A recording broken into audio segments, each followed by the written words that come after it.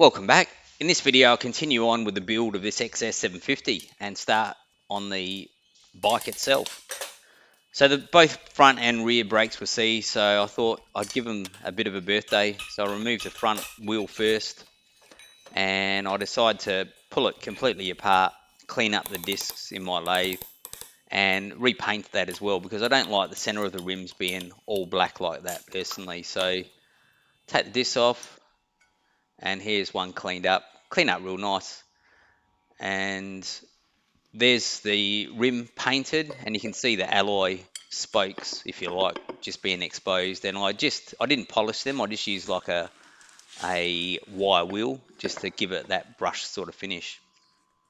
There's a new front tire on there, and I'm trying to build this bike up, so it's pretty much new again. There it is there, both sides done. Put it back in. The forks are not leaking, they're in good condition, so I'll leave them as they are. Front mudguard's also good.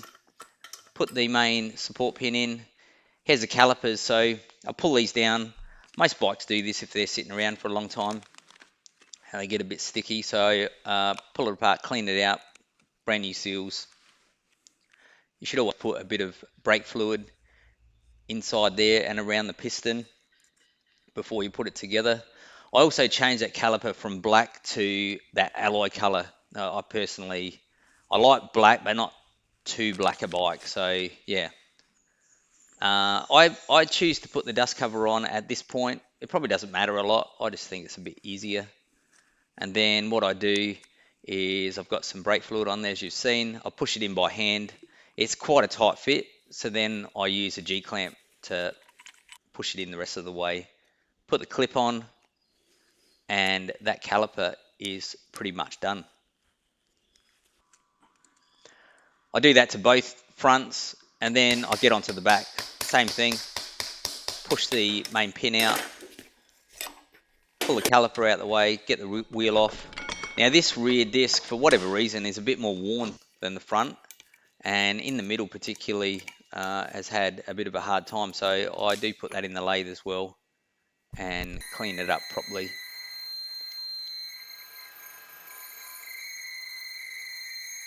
Again, it turned out real good.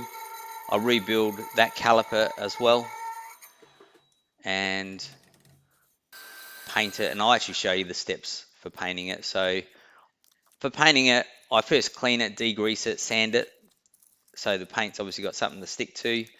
I use masking tape, cut around those spokes where I don't want paint, put a couple of coats on of a good quality matte black, and well, it's actually semi-gloss. So for rims and things, I personally like semi-gloss. And once it dries, take the tape off, and it turns out pretty clean. You can see in the background there the front rim that was already done. There's the disc cleaned up, new tire again, and that is pretty much ready to go on.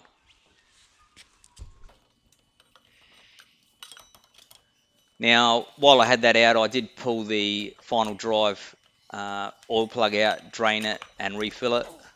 There was nothing really wrong with it. Put the caliper bracket back in place, bolt it back down, and that's pretty much the front and rear tires done.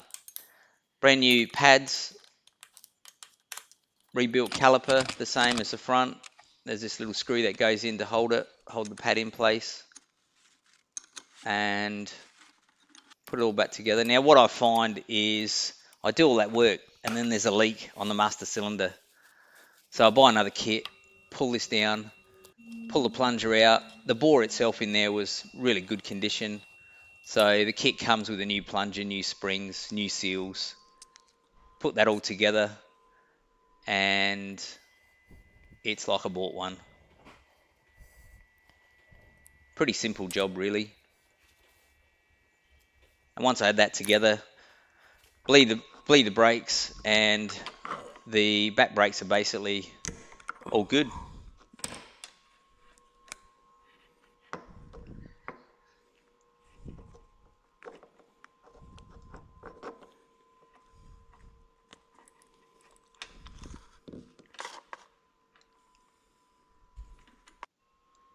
get it back on the bike. I do put some new copper washers on the hose connection here.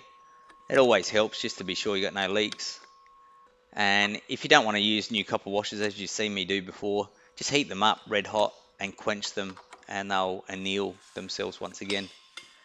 Now, after I put the chain in, I did actually decide to put a brand new chain. So what I did is I joined the new chain to the old one. Here's the link. Carefully wind it around without dropping it, and I end up with a brand new chain.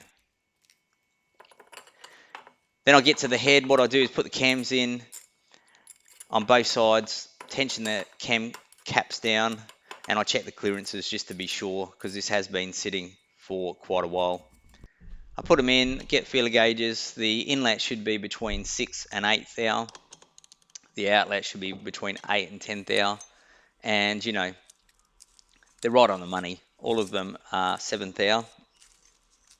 And the exhaust is all between 8 and 9. So very happy with that. I pull the cams back out, put a bit of lube in there, retension it, and it's basically ready to go back on the bike. Now this head was actually resurfaced as well, so you just needed a new head gasket, which I've got here, and that is going to seal up, no problem. Now when you're doing this, be careful of that timing chain.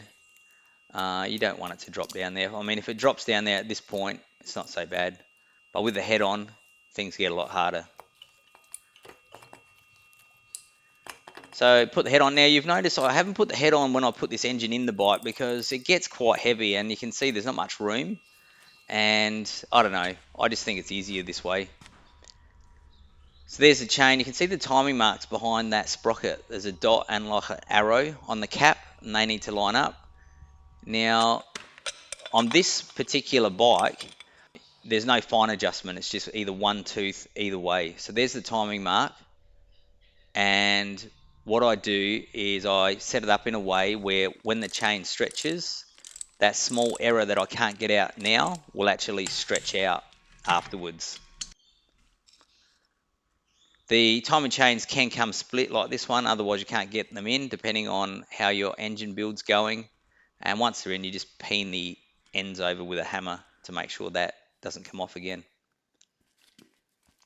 Put a new cam cover gasket on, and that's pretty much the top end done. So this will spin this way, and as this stretches, the chain or the cams will start rotating back. So as it stretches, the timing will actually get closer to that mark.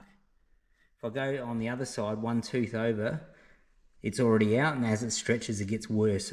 So now as it stretches it will actually improve. So we're looking pretty good. So put the cover back on, and that's the timing done. Alright guys and girls, one thing you might be able to help me with, this cable here is 8-pin plug with 5 cables.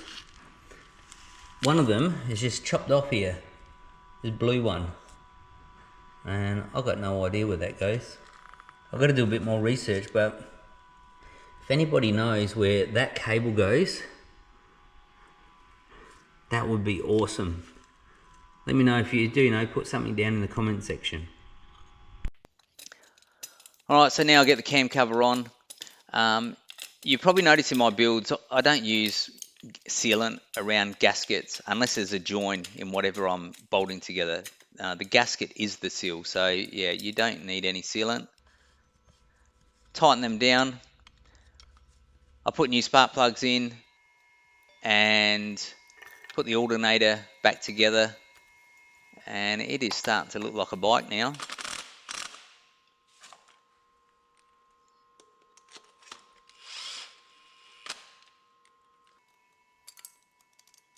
There's an oil line here, just put that on. Again, there's a couple of copper washers, 2 on the bottom, 2 on the top. Make sure you either anneal those or put new ones. I put the carby boots on. These ones are particularly good actually. I think they're almost new. They may be new. So that makes things a bit easier. And yeah, here it is. What I need to do from here is I need to do some work on the wiring and put the carbies on, put the tank on, and hopefully get ready for its first start.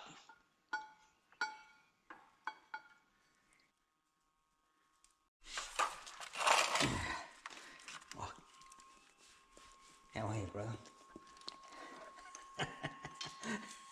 You are crazy, mate. Right, so I'll show you something. Bit of a trap for young players.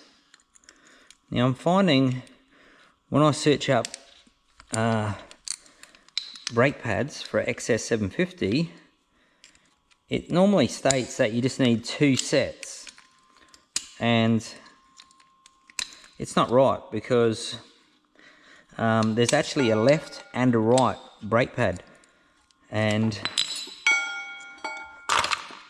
I found out the hard way. I bought 2 sets and I've actually bought 2 left hands.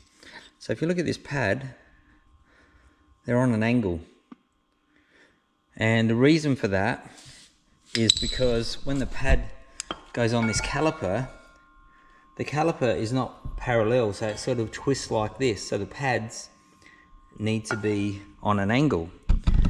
So if you've got an XS750, be aware there's a left and a right, and I searched and searched, I could not find any right hand pads.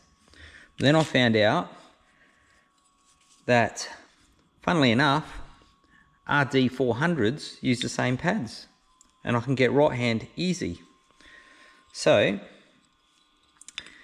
there's the new left hand set, and here's the right hand set. So if you just look at this pad, you can see the difference. So, and they're exactly the same. So if you have this problem, RD400, and make sure you get a left and a right.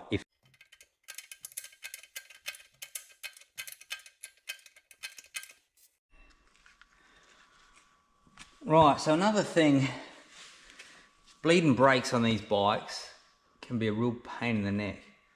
And even with the new master cylinder, I've had trouble bleeding these. So what I do now, get an old spray bottle, take it out, get a bit of tube, stick that in there. I've put a bit of tape just to get a better seal. And all I do, put this on, and it is so simple. Loosen this off, and then you can basically, as you spray this, you can see it coming up. How good is that? So easy. Now you got to make sure you keep topping up the master cylinder, and take your time, do it on both sides by yourself. Real easy.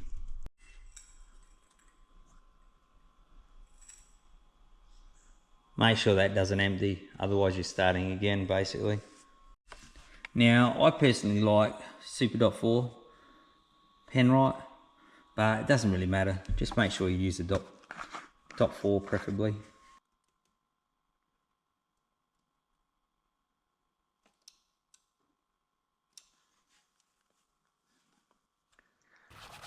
Well, I hope you enjoyed the video. Let me know if you got any questions, put them down in the comment section, and hopefully in the next video I can see if this old girl is finally going to start. See you in the next video.